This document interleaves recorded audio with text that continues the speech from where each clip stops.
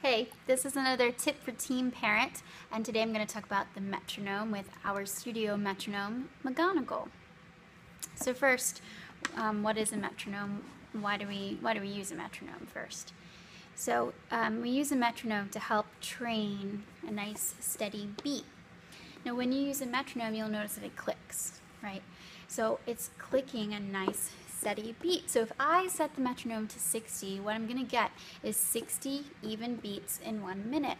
And the time from one click to the next click or beat is equal.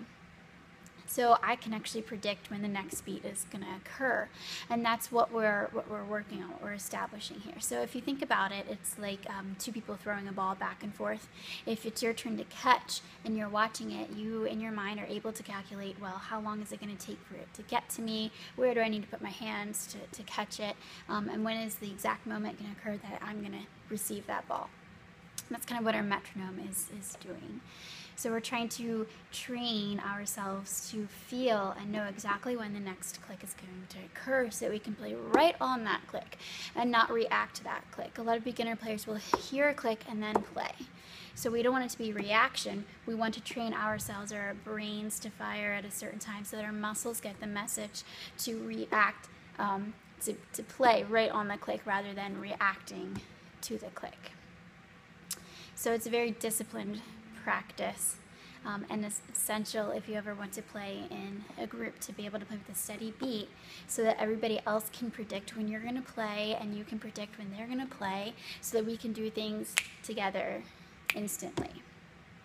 So that's why we use the metronome. So how does a metronome work? So McGonagall is a pyramid style metronome. I'll have to do a video on an electronic metronome. I prefer pyramid style metronomes myself. So the way it works is by weight. So if we change the amount of weight that we have at the top versus the bottom, the speed changes. So at the top, you're going to get a slower click. You're going to have a longer space in between. Now this isn't sitting flat, so it might not be exactly even. And if I go towards the bottom, I get a faster click. Less space, less time between the clicks. And it works like a clock. You have to wind it up. My students get a kick out of that because they have no reference for clocks and winding them. So you can hear how steady it is. Here's 60 beats per minute. If we timed it, we would get 60 of these in 1 minute.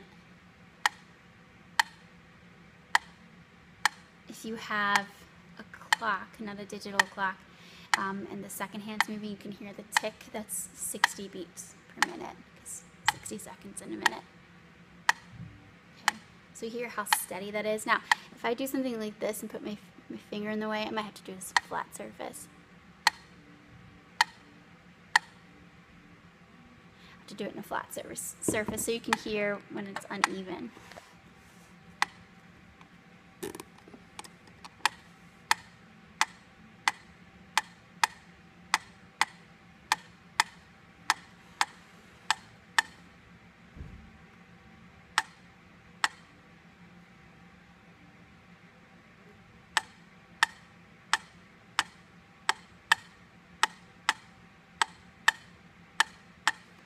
So that gives you more of an idea of what we're calling even and uneven.